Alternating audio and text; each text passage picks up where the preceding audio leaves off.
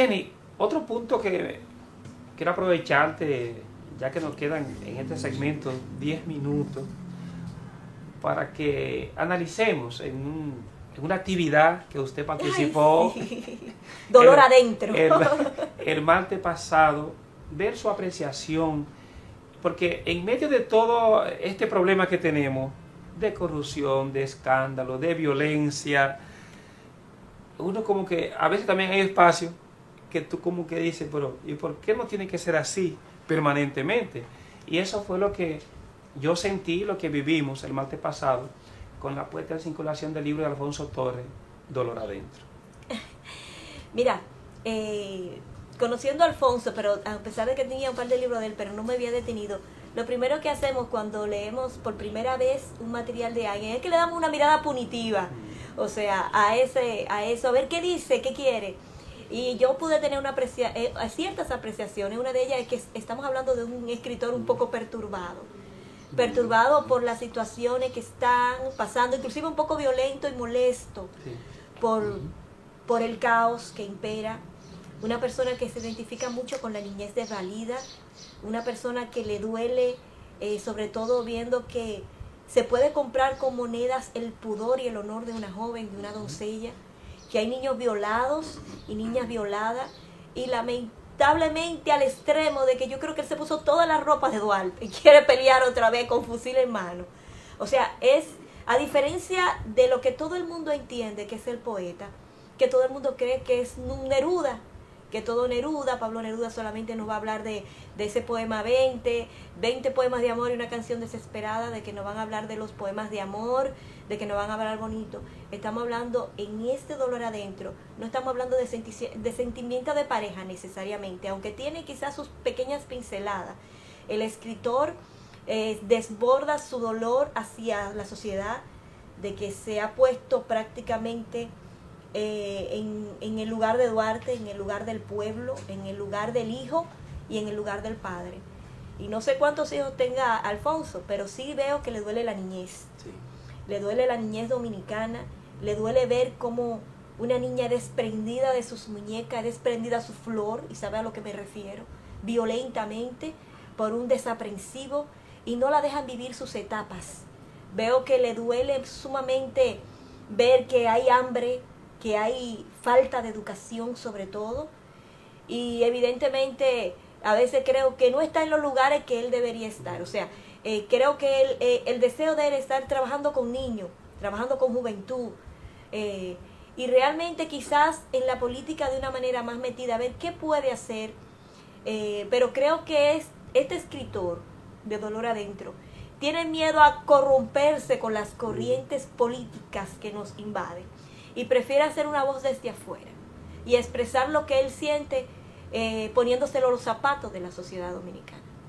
Yo escribí en mi muro ayer, haciendo referencia del libro de Alfonso Torres, a partir de esa vivencia, y sobre todo que al leer el libro trae la sensación que me llegó. Yo decía, Dolor Adentro, de la autoría de Alfonso Torres.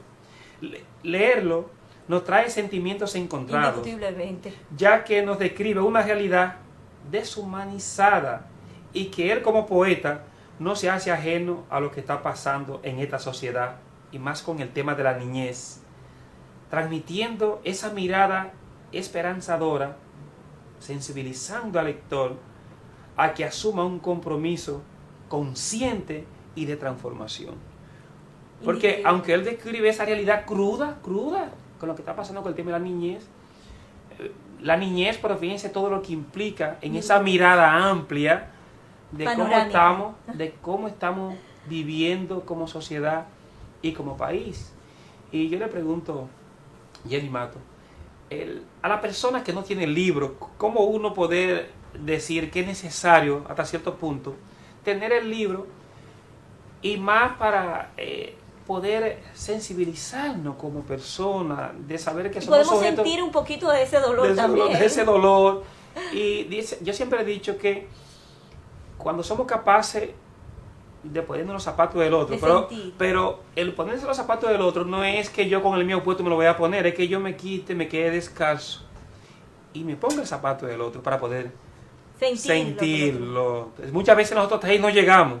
No, y que muchos zapatos ajenos tienen clavitos, tienen Sí, una piedrita sí. que nos hace caminar incómodo. O me aprietan, Indiscutiblemente. Sí, Los o me zapatos quedan me grandes. aprietan y la media me dan calor. Pues. o me quedan grandes. Y es posible que salga de ahí inclusive hasta con mal, sí, así es, hasta con mal olor. Indiscutiblemente, porque no es tan siquiera el zapato, es quien lo calza. ¿Y qué se da en medio de todo esto? Yo le invito a que se acerquen, por lo menos que escriban para que puedan saber. No sé si ya está el libro en Amazon. Todavía no está, Todavía no está pero el colocado. libro está ahí en la calle El Conde, ahí en la cafetera. Va a estar próximamente en Cuesta. Y usted sabe que Alfonso... Algo que me llamó mucho la atención fue que se dieron cita a un nutrido grupo de poetas allí.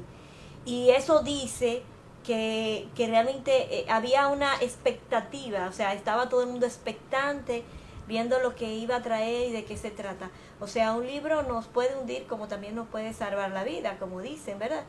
O sea, yo creo que es interesante poder descubrir lo que este escritor siente en este momento de cuando escribe, inclusive en momentos de trastorno, en momentos inclusive de frustración, porque cuando tú sientes dolor que no puedes resolverlo, tú sientes momentos de frustración, tú te sientes soterrado, y realmente creo que todo el mundo va a sentir un poco eso, porque todo el mundo ha sentido un poco, el que tiene un poquito de conciencia social, ha sentido eso que estamos pasando nuestra sociedad dominicana. Yo he hecho un análisis en estos días con esto de la poesía, de la lectura, de tener en estos espacios que nos movemos.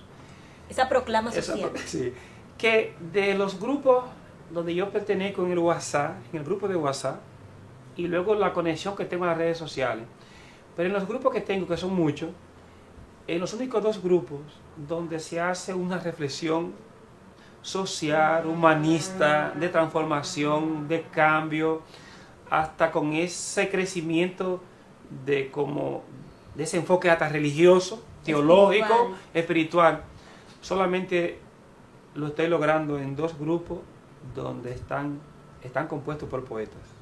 Uno de ellos es Poesía en la Cafetera y otro es Letras de Naiboa. No sé qué usted le dice a partir también de los espacios que usted frecuenta. Solamente ahí yo puedo leer todo lo que mandan todos los días, porque desde esa mirada que tenemos, de esa formación también intelectual, uno está muy claro realmente qué es lo que uno necesita, qué es lo que uno quiere. Yo pertenezco, o sea, a muchos grupos, no de WhatsApp, sino sobre todo de Facebook, inclusive a Poetas del Mundo, que lo componen un grupo muy amplio y muy variante, sobre todo de poetas españoles, que son los más versados, ¿verdad? Los más profundos. Son muy finos. Son muy finos. Yo no sé, yo cuando me leía Unamuno, yo decía, ay Dios mío, que era... Pero en este caso son ya modernistas. Sí, pero o sea, digo yo, partiendo desde ahí, pero los españoles son muy agudos. Son profundos, porque de ahí nace el idioma. Sí.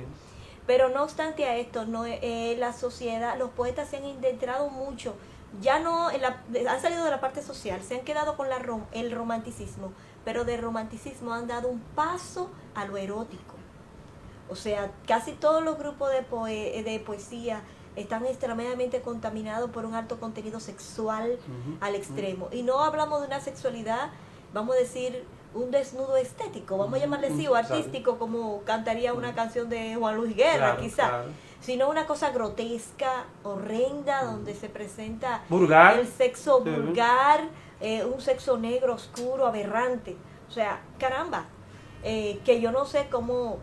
Inclusive mujeres, porque las mujeres nos hemos dedicado a eso, o sea, una que otras mujeres, que yo digo, wow, se nos ha perdido el pudor totalmente hablando. O sea, hemos dañado la poesía, hemos dañado el poema, lo hemos contaminado, o sea, yo creo que también eso puede recuperarse. Felicito tener el privilegio, voy a ver si me incluyen ahí, de poder ver con palabras la poesía con arte, por verle a quitarle todas esas asperezas que le pusimos al poema. Hay un poeta llamado Dance Vega, ese es uno de los más, que entiendo que se ve el poema como más dulce, como más romántico, y es contemporáneo.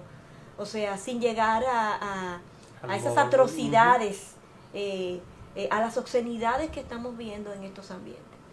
No lo dañemos, para eso no fue confeccionado el poema, no lo dañemos. Si Neruda estuviera aquí, sí, si José Ángel Buesos estuviera aquí, estuviera muerto ahora mismo. Y Salomón, con Cantar de los Cantares, o sea, sí. que escribía de una manera tan fina, porque hasta la Biblia tiene sus poetas, El mismo Borges. indiscutiblemente. Jenny, aquí este espacio ya, este segmento tan... Oye, estaba tan cómodo contigo, pero ya el tiempo se agotó. Darte las gracias por Gracias a ti. permitirme por compartir el permitirme espacio contigo estar con y ese relajarse público aquí hoy ya viernes, eso también de poesía, de viernes de poesía y de reflexión. Así que muchísimas gracias, Jenny. Gracias Amigos a y todos. amigas, gracias y seguimos. Quédense ahí que Voz para